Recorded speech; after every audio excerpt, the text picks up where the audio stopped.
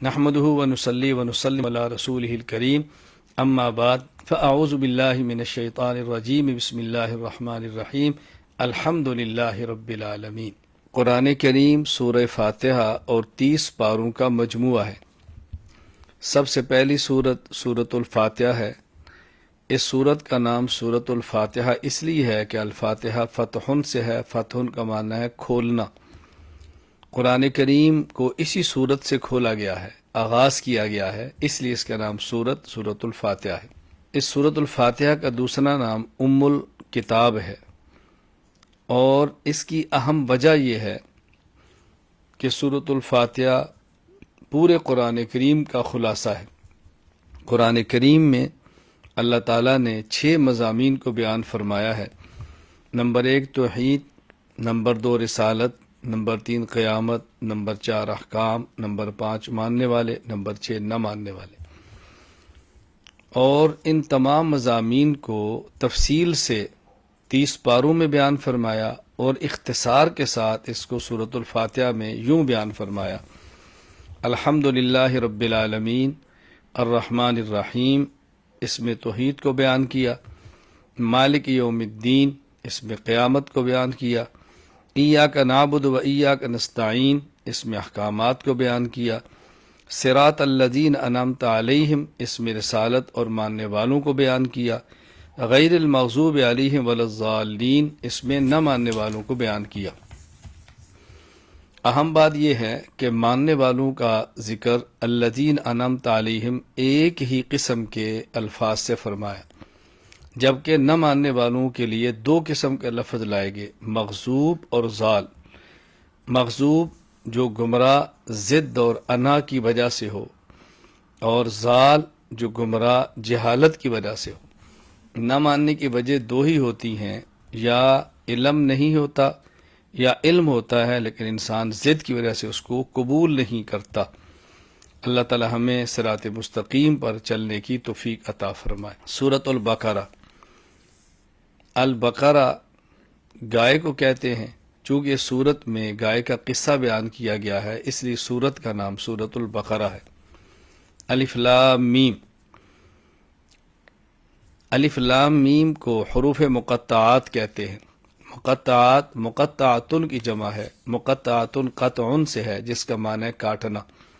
چونکہ ان کو کاٹ کاٹ کے ایک ایک حرف الگ الگ پڑھا جاتا ہے، الف لام میم، اس لیے ان کو حروف مقطعات کہتے ہیں۔ ان حروف مقطعات کا معنی اللہ کی ذات کے علاوہ کوئی نہیں جانتا، اور ان کو قرآن کریم کے آغاز ہی میں لا کر یہ بتایا گیا ہے کہ قرآن کریم اسی کو سمجھ آتا ہے جو اپنی عاجزی اور اللہ کی طاقت اور قدرت کو تسلیم کرے۔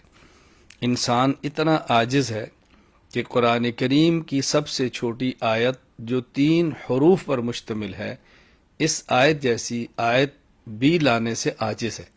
اس عاجزی کا اعتراف کریں گے، اللہ تعالیٰ قرآن کریم کے مضامین کو کھول دیں گے۔ الذین یؤمنون بالغیب ویقیمون الصلاۃ ومما رزقناہم ینفقون۔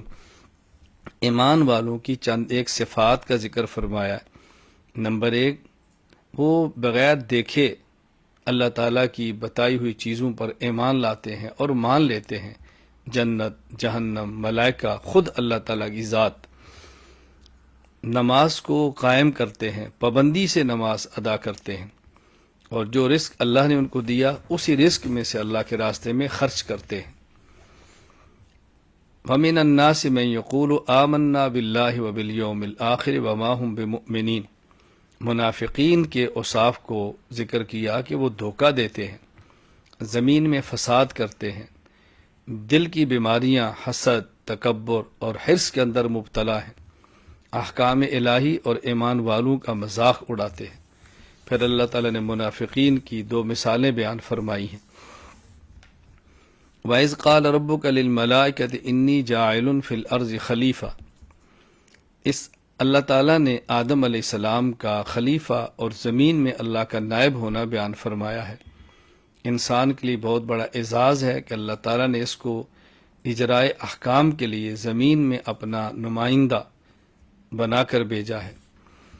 یا بنی اسرائیل اذکروا نعمتی التی انعمت علیکم واوفوا بعہدی اوف بعہدکم ایایا فرہبون۔ بنی اسرائیل میں اللہ تعالیٰ نے بہت انبیاء علیہ السلام کو بھیجا، ان کو دنیاوی خوشحالی عطا فرمائی، فرعون کی غلامی اور مظالم سے نجات دی، ان کو وادی سینا میں آسمان سے من و سلوہ عطا فرمایا، سائے کے لیے بادلوں کا انتظام فرمایا، ایک پتھر سے 12 چشمے ان کے لیے جاری فرمائے۔ اللہ تعالیٰ نے اس صورت میں ان انعامات کا ذکر فرمایا ہے اجمال کے ساتھ۔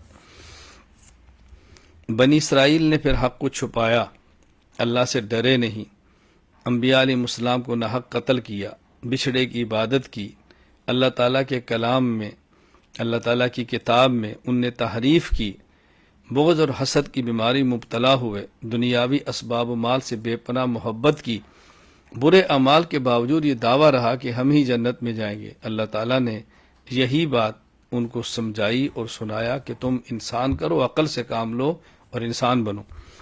وَإِذْ قَالَ مُوسَىٰ لِقَوْمِهِ إِنَّ اللَّهَ يَأْمُرُكُمْ أَن تَذْبَحُوا بَقَرَةً، یہاں سے اللہ تعالیٰ نے معروف واقعہ گائے والا ذکر کیا۔ بنی اسرائیل میں شخص قتل ہو گیا، قاتل کا پتہ نہیں چلتا تھا، موسیٰ علیہ السلام سے درخواست کی گئی، ان پر وحی آ گئی کہ گائے ذبح کریں۔